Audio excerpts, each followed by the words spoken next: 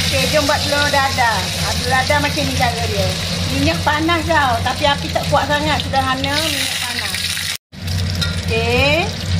Sepatutnya ada daun bawang lah. Daun bawang lagi sedap. Tapi kita tak ada daun bawang. Nampak nak crispy bubur ni.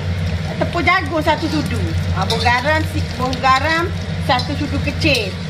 1 sudu kecil teh garam tu. Lepas tu campur dengan 2 sudu air sejuk.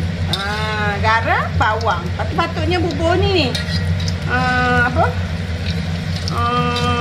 daun bawang lagi sedap tau. Tapi saya tak ada daun bawang. Jadi ni je lah. Nampak tak? Ni lah orang kat kedai siam buat. Ni ada orang kedai siam ajar saya dulu. Tapi dia bubur kicap soto. Saya tak makan kicap soto. Saya tak lah. Nampak tak?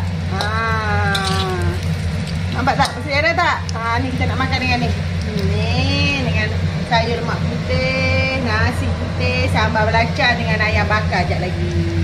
Okey, bye. Ini dah garing kan? Kita nak balikkan dia dah. Nampak?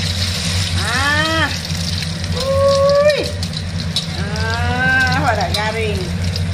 Garing juga lembut dekat dalam. Telur dadah. Mesti minyak panas, tapi janganlah panas sangat kalau meletup pula. Nampak tak? Kalau ada daun bawang lagi sedap. Tapi kalau ada udang ke, tahu udang. Lagi sedap. Tunggu dia garing ni kita angkat. Sedap tak telur dadah saya ni. Buatlah. Okay, bye. Okey, siap dah kita punya telur dadah. Nampak? Crispy kan?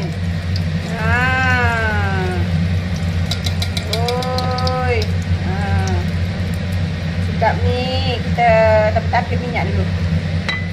Duduk lampu dulu. Api lah. Sedap kan? Makan dengan nasi lemak, nasi putih, sambal belacan, masak lemak putih, ikan goreng, ayam bakar. Sedap. Bye.